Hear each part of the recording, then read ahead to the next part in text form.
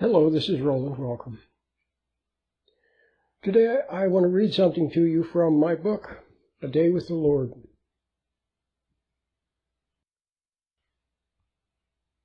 I want to read something to you about the fallen life. That's been the theme of my programs lately, the fallen life. So you can understand it thoroughly. That way you know what you're up against and why you can't say no to people. Why you get upset, why you take in the outside, and then inside it torments you. Somebody says something to you, and then you can't forget what they said. You keep thinking about what they say that for. Why did they say that? Those are just a couple of examples. Not to mention the fact that we take in the wrong thing, wrong food, and food made wrong.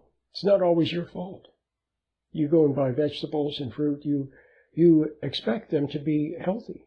You don't think that they're coated with pesticides and filled with systemic pesticides and possibly genetically modified and who knows what else. You see? So it's not your fault, but it comes in anyway. The bad with the good. And when your attitude is one of pride, of egotism, then you are more inclined to take in the bad than the good. And as a matter of fact, at a certain point, see, before I read, let me continue with this thought because it's very apropos. The soul was originally meant to be perpetually renewed by God, in God's light, in God's presence. And that person would walk by the light of two suns, the earthly sun and the spiritual sun. Isn't that beautiful? To walk by the light of two suns. And God is your closest relative. He's your parent spirit. He knows what you need. It says in the Bible, it said God knows what you need before you even ask. And so He would supply all that is good. See, good comes from God. And the soul would receive good. A way of living and moving and having your being. A proper energy. Proper motivation. Okay?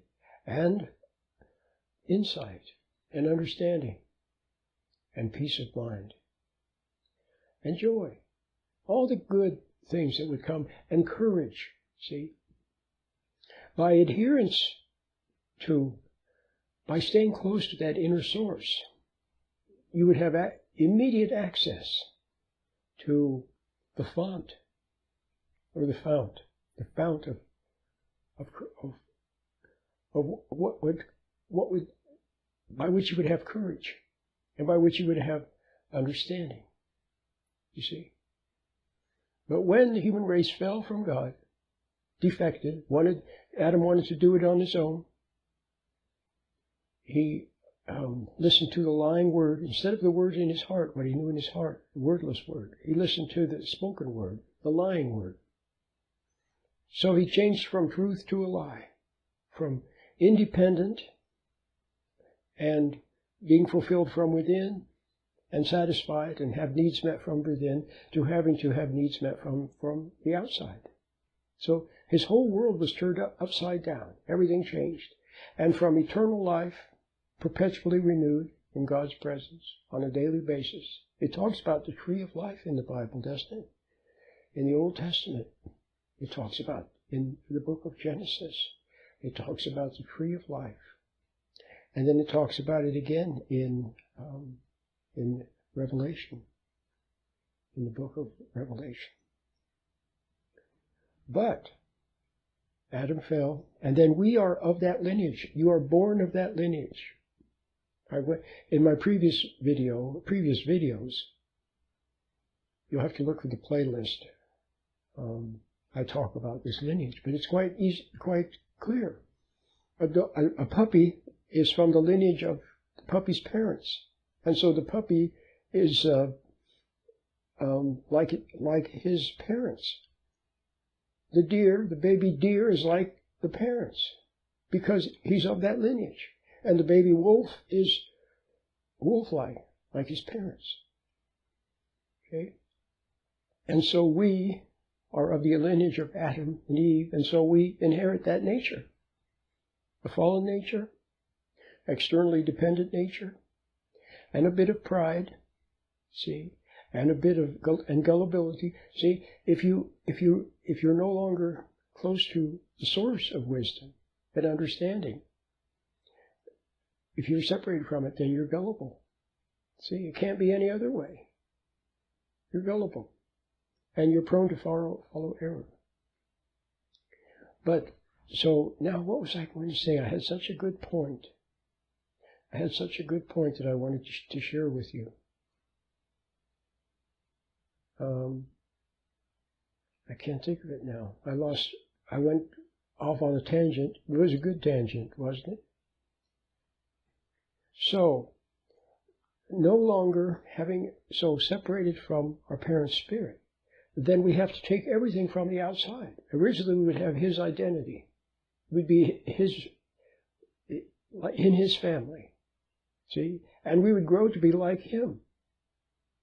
See? As we remained close to him through obedience, his good and his light is always there. It's always there. See? But you've separated from it. Now, it's not all your fault.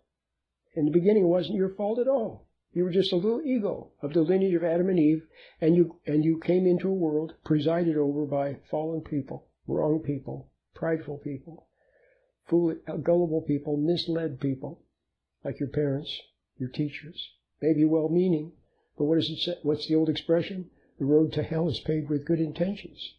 So maybe they were well-meaning, but if they were following the wrong advice, the wrong information. See? And angry people, because of all the injustice. See? And your mom was angry at your dad. She was angry at her dad for having failed her. And then all men failed her. And then when your dad came along, instead of being the knight in shining armor, he failed her also.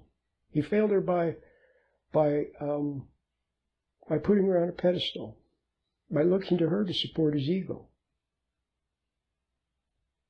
Instead of looking to God, he looked to her.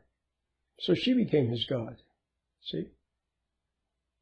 But what I was going to say is that the good is all, and the light is always within. All you have to do is turn to it, and you have to want it.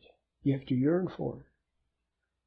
See, and then if you're blessed, where that God shines a light in your darkness. See, we all are in darkness. Paul says something like that. We all walk in darkness.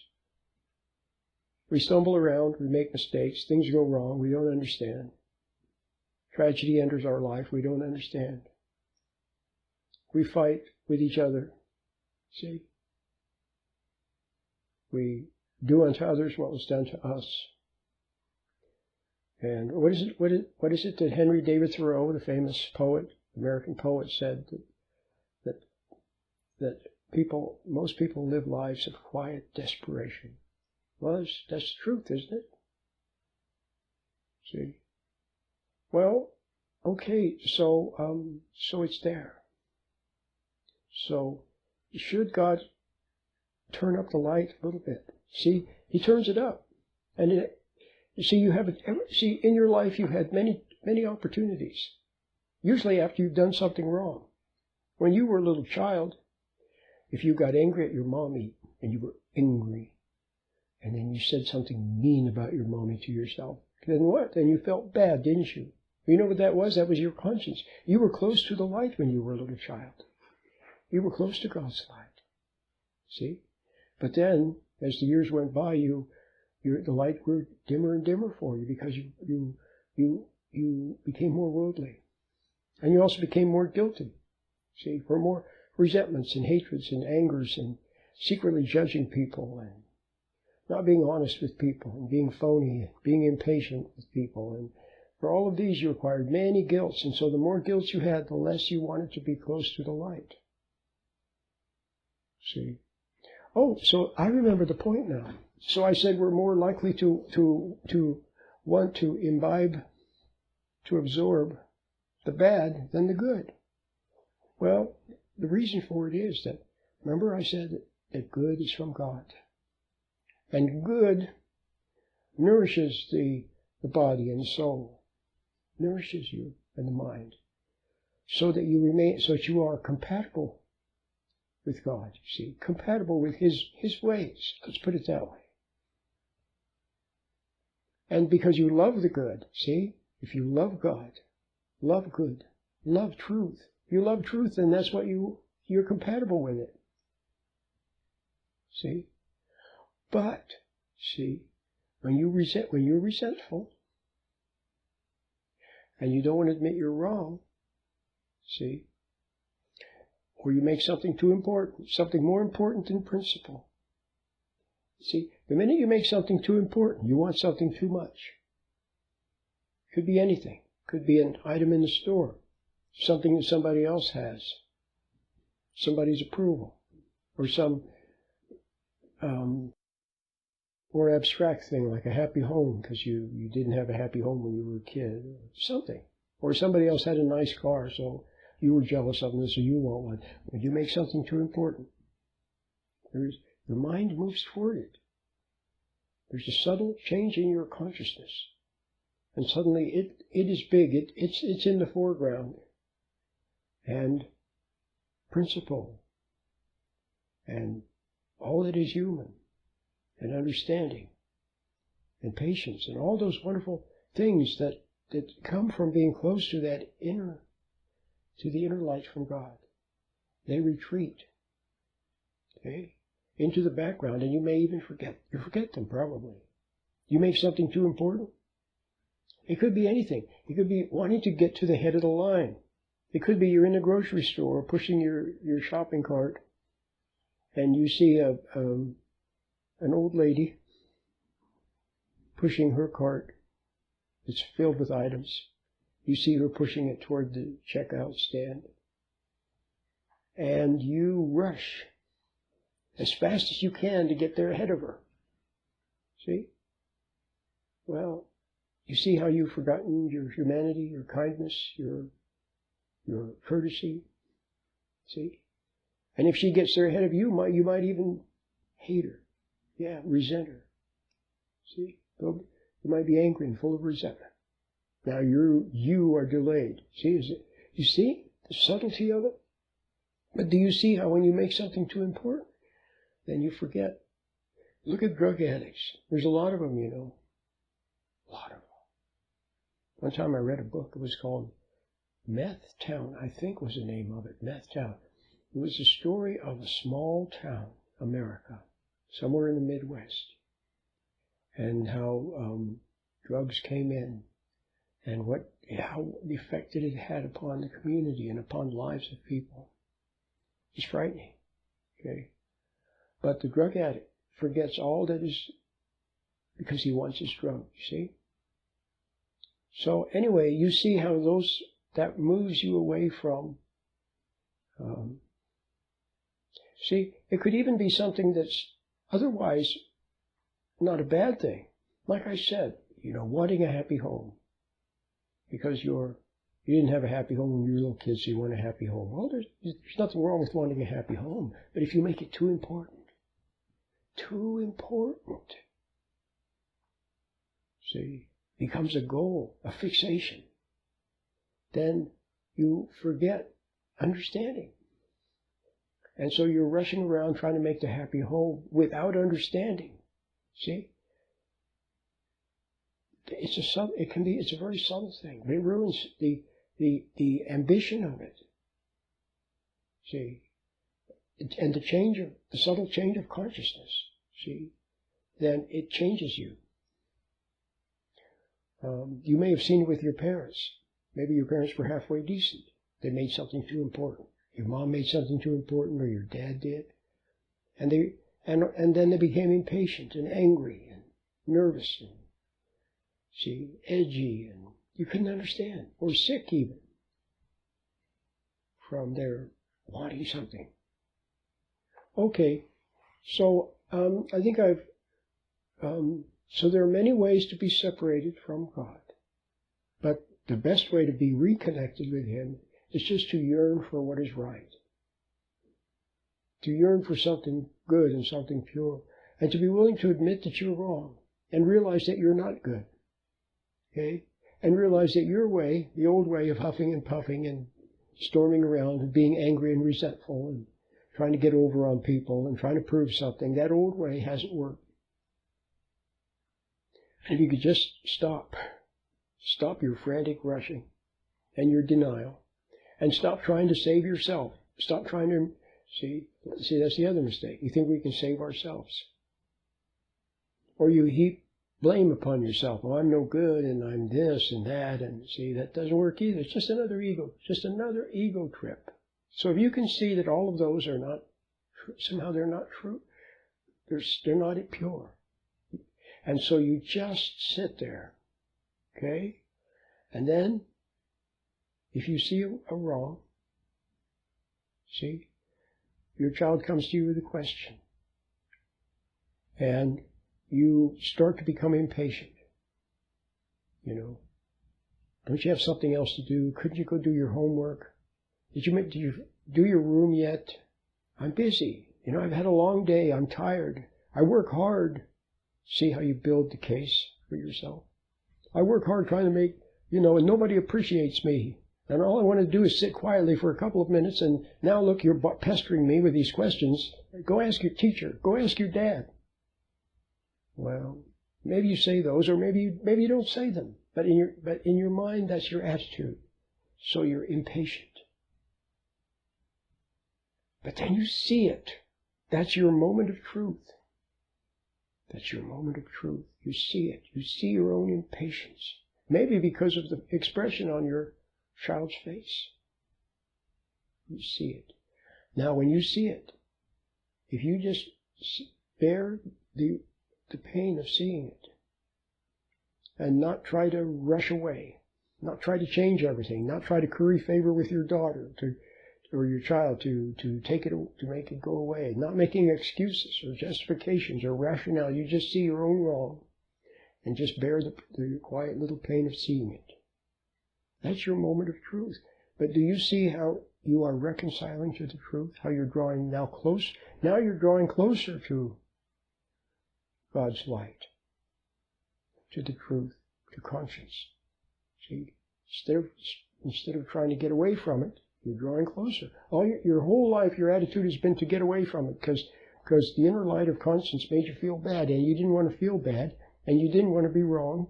You wanted to feel good and have pleasure and have fun and impress everybody and not be wrong and have other people respect you and admire you.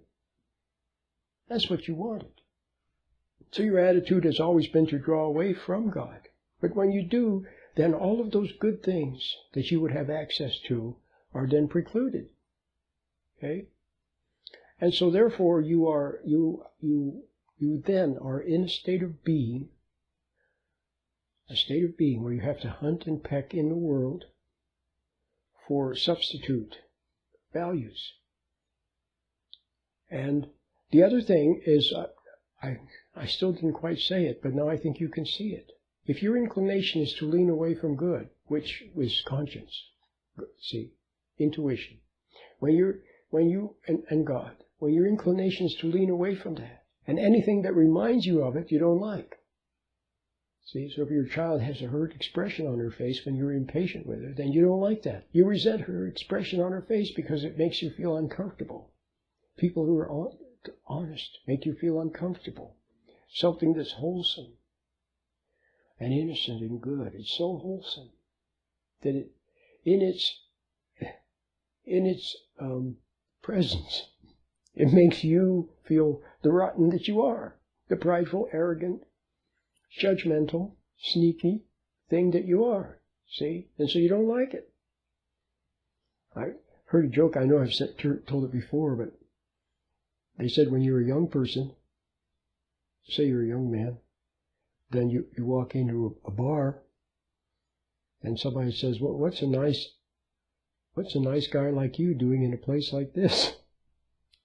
And then 20 years later, you walk into a nice place and they say to you, what's a guy like you doing in a nice place like this? See how you changed over the years? All right. Well, we got to have a little sense of humor about these things, don't we? All right. So what do? Well, stop resenting other people and blaming them. Be willing to admit you're wrong. Learn to sit quietly instead of always rushing. See? And then you'll be able to absorb, you'll receive good from within, and then you won't need, see, when you have God's approval, then you won't need other people's approval. See, that's the other thing. You've become a bootlicker. See? You go around and you're a people pleaser and a bootlicker. And you desperately need people's approval, need them to reassure you that you're okay the way you are. You're desperate for it. See? From someone. People at the office. See, you men from your wife or from some woman or from the bartender or from the drug or from the alcohol or something that makes you feel good. See? You crave it. Well, when you have God's approval, then you won't crave these other approvals. And when you don't crave other people's approval and support, then you'll be able to be honest with them, but not without resentful. Then you can have a right relationship with them. If you have a right relationship with God, then it will alter and make all of your relationships right. Then you won't be so needy anymore. And your food issues will begin to dissolve away also. See? Because you've misused food as a source of comfort and love. See, you felt empty inside. And so you ate food because it seemed to love you, but then look what it did to you. Okay? But if you have God's approval, then you won't need to use, then you can eat the food, then you won't have the same relationship with food anymore. A proper relationship with food can be restored. And so on and so on. Okay? So, I was going to read to you from my book. All I can say is a very good book. Very good. Highly encourage you to get it. It's on Amazon in both Kindle and paperback. Beautiful book. It's called A Day with the Lord.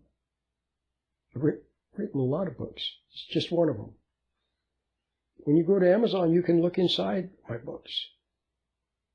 They have a book about food. Are you interested in learning more about the Garden of Eden and about the change and about food, the role that food plays in our fall? There's the book, Forbidden Food. Fantastic book. I don't talk about it very much. I really should talk about it more. Okay? But anyway, you can look inside my books at Amazon. You know how they have the look inside? Okay?